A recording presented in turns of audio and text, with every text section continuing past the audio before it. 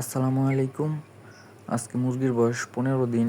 তো মুরগি তুলছিলাম 1500 বাচ্চা থেকে একটা বাচ্চাও কোনো সমস্যা হয় নাই। তো কালকের আগের দিন দেখছি এরকম করতেছিল, এত করতেছিল না, কম করতেছিল। তো আজকে দেখি অতিরিক্ত করতেছে, এরকম বেশি করতেছে।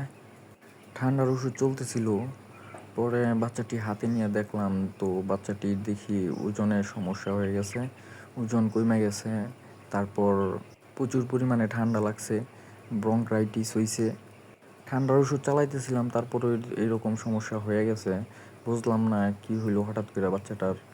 তো এই বাচ্চাটা আমি এখন আলাদা করে ফেলবো, আলাদাভাবে চিকিৎসা দেখবো যে বাচ্চাটা কি হয়।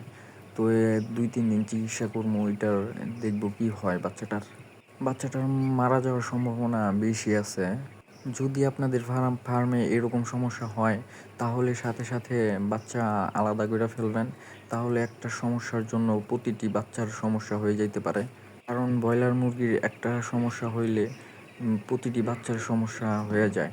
তো এখন আমার মুরগির ঠান্ডা লাগছে, ঠান্ডার কারণে এরকম হয়েছে, ব্রঙ্কাইটিস হয়ে গেছে।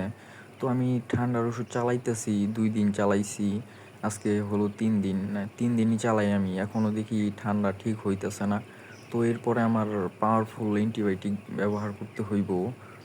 পাওয়ারফুল অ্যান্টিবায়োটিক ব্যবহার করতে হবে 5 দিন। 5 দিনের ভেতরে ইনশাল্লাহ ঠান্ডা চলে যাব, এর ভেতরে আর কোনো ঠান্ডা থাকবো না। ঠান্ডার ওষুধ খাওয়াইলে মুরগির ওজন কমার সম্ভাবনা বেশি থাকে, তাই ঠান্ডার ডোজ করায় আমি ভিটামিন খাওয়াই দিই মুরগিরে।